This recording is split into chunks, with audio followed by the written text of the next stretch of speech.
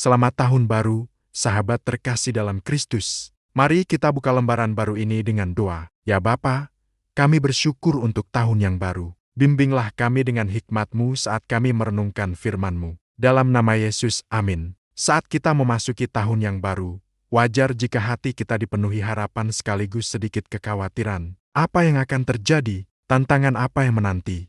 Di tengah ketidakpastian inilah, kita diingatkan tentang satu hal yang paling fundamental, iman sejati. Iman bukan sekadar perasaan, tapi jangkar dan kompas yang menuntun hidup kita. Kitab Amsal 3 ayat 5-6 mengingatkan kita, percayalah kepada Tuhan dengan segenap hatimu, dan janganlah bersandar kepada pengertianmu sendiri. Akuilah Dia dalam segala lakumu, maka Ia akan meluruskan jalanmu. Ayat ini bukan meminta kita untuk berhenti berpikir, melainkan untuk menempatkan kepercayaan tertinggi kita bukan pada logika kita yang terbatas, tetapi pada hikmat Tuhan yang tak terbatas. Saat kita mengakuinya dalam setiap keputusan, Dia berjanji akan menjadi pemandu kita. Kemudian, Filipi 1 ayat 6 memberikan peneguhan yang luar biasa.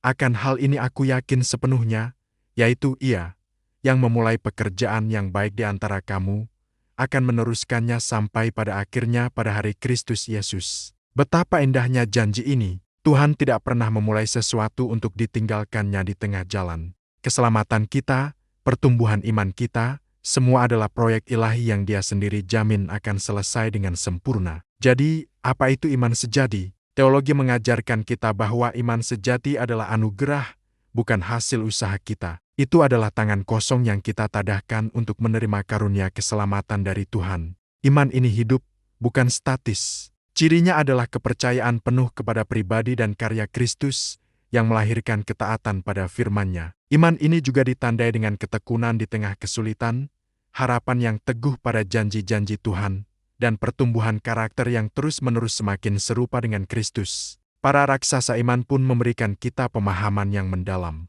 Martin Luther menekankan sola fide, bahwa kita dibenarkan hanya oleh iman, bukan perbuatan baik. Iman adalah instrumen yang menyambungkan kita pada anugerah Allah.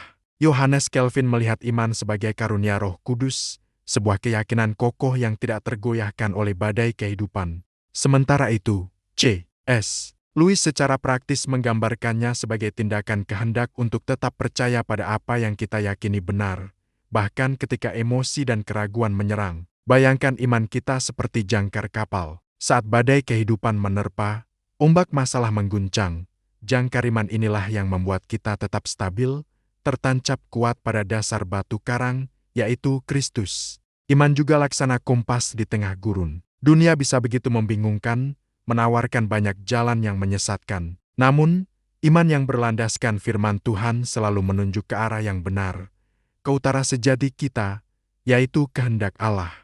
Lihatlah kisah nyata Nelson dan Dorothy di Peru. Selama 15 tahun, mereka dengan tekun membangun sebuah gereja di pegunungan, hanya berbekal iman dan keyakinan bahwa Tuhan menyertai mereka. Batu demi batu, doa demi doa, mereka tidak menyerah. Kisah mereka adalah bukti nyata bagaimana iman yang hidup menghasilkan ketekunan dan buah yang luar biasa. Lalu, bagaimana kita mengaplikasikan iman ini di tahun yang baru? Mari kita ambil langkah-langkah praktis. Pertama, perbaharui komitmen kita untuk membaca, merenungkan, dan menaati firman Tuhan setiap hari. Jadikan Alkitab kompas utama kita. Kedua, bangun kebiasaan doa yang konsisten. Bukan hanya daftar permintaan, tapi sebuah percakapan intim dengan Bapa kita.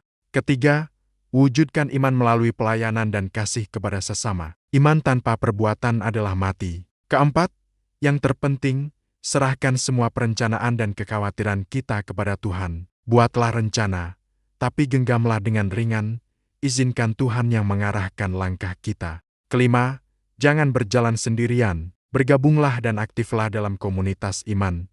Gereja lokal Anda, di mana kita bisa saling menguatkan. Pandanglah tahun yang baru ini sebagai kanvas kosong, sebuah kesempatan emas untuk memperdalam dan memperbaharui iman kita. Sebagai kesimpulan, iman sejati adalah fondasi, jangkar, dan kompas kita. Tanpanya, kita akan mudah terombang-ambing. Di tahun yang baru ini, mari kita perbaharui komitmen kita, lebih dalam pada firman, lebih tekun dalam doa, lebih nyata dalam pelayanan, lebih total dalam penyerahan diri, dan lebih erat dalam komunitas. Mari kita jadikan tahun ini tahun di mana iman kita bertumbuh subur bagi kemuliaan nama-Nya. Mari kita tutup dalam doa. Tuhan Yesus, terima kasih untuk firman-Mu.